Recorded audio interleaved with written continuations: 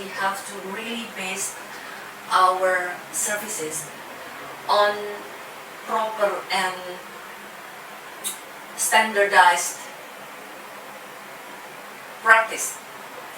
So, as a forensic psychologist, before we accept the case, saying someone may have an antisocial personality or maybe having some anxiety. So, this is not a self-report thing. So, we have to really do the examinations carefully and really do the background checking before we can accept the confession of having this anxiety. Well, anyway, maybe some of our clients, which, let's say, having this anti-personality disorders and reporting or confessing that they have some anxiety. But however, if we really do meet this kind of people, so we have to, of course, pay attention carefully on their complaints. And if the anxiety symptoms are proven to be exist and disturbing their process, or even though their daily lives, or even though their ability to undergo any assessment or maybe trial or maybe any other event concerning the trial. So we have to really provide the simple and strategic therapy for them. As a forensic psychologist, we have to be careful that providing a therapy for offenders, it has to be allowed by the system. So we must see the urgencies of providing the therapy as long as it is really needed by the service that has been requested to us. So for example, if they're asking the kind of therapy who's taking a long of time and also a lot of effort, while it has no relation with the services that has been requested to us, we have to be very careful. But as long as the therapy and the support is still needed, for example, if the offender was in our hands during the service that has been requested to us, for example, when we were requested to have the examination and then she has or he is in an anxious state and they cannot answer us very well, then we have to help them with the small or easy to implement therapy like supportive therapy, cognitive behavior therapy, or even some maybe relaxation, just in order to make them able to finish to respond accordingly during the assessment. In other cases, maybe we are requested to accompany them, to help them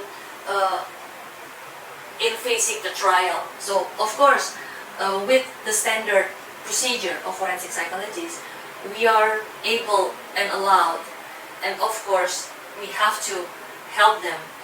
Again, due to the limitation, we cannot provide a long and lots of therapy sessions, but we just base our service on the necessity, on the urgency of the support, of the therapy, of a simple therapy technique that we can provide to them to make them able to continue the process of the legal actions.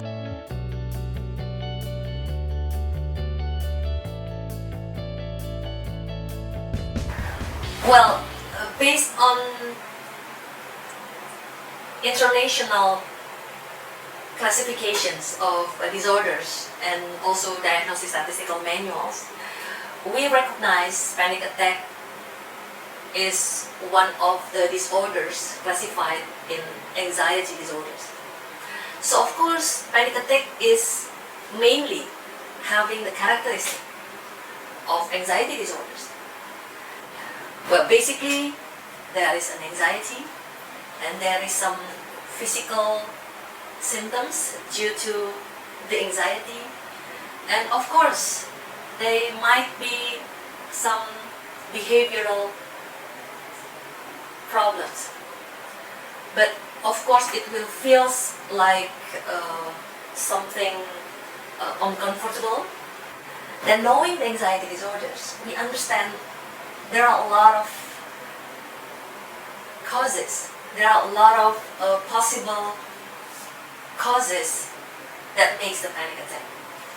So when we understand the causes, we can also recognize the symptoms.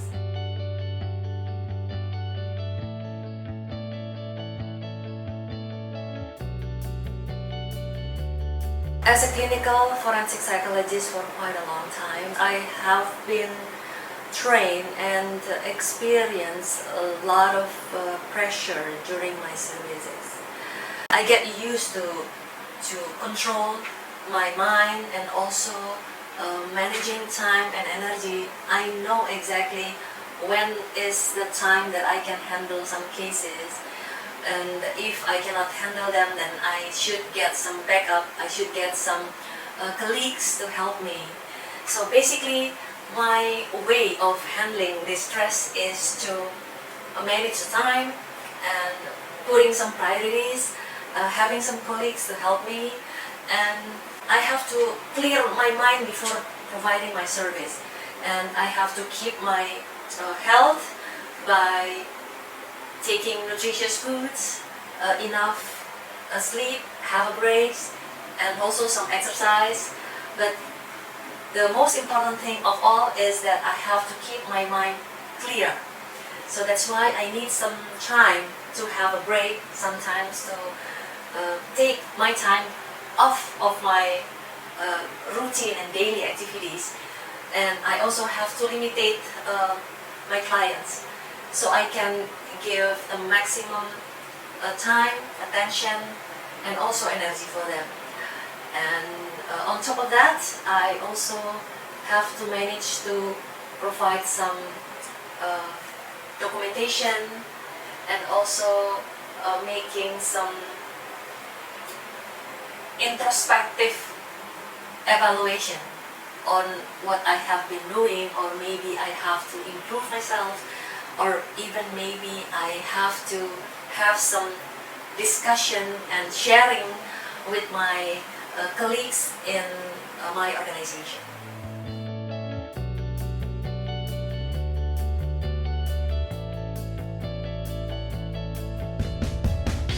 So when we talk about stressful event, of course we have to really prepare ourselves since young kids to make ourselves free from the possibility of being involved in a crime. So one should consider themselves to adopt a lot of values such as law and regulation values, religious values, maturity, and also they have to develop some skills, intelligence, intellectual intelligence, emotional intelligence, and also social intelligence. So whenever we are faced in a very difficult situation, we have to understand our barriers, our weakness. Then we have to really protect ourselves for not being involved in any crime. But we understand that in a lot of cases, the main factor that makes people commit crime is the motives, the opportunities, and also the situation, mostly our economical background situation, or maybe revenge, or maybe love triangles. But many reasons for people to commit crimes are the psychological profiles. When some people are not used to control their impulses, or maybe they cannot solve their problem.